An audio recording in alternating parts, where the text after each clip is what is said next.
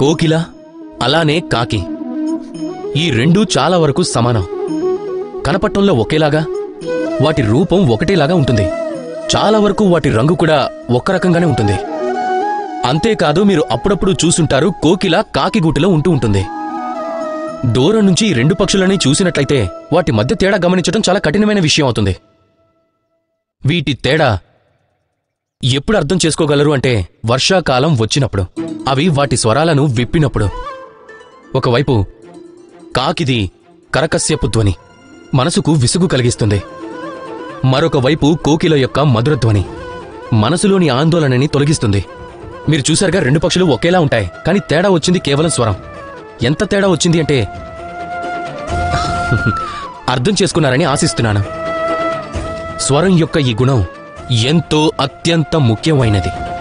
మీ స్వరం మధురంగా ఉంటే గనక అది అందర్నీ మిమ్మల్ని ఇష్టపడేలా చేస్తుంది.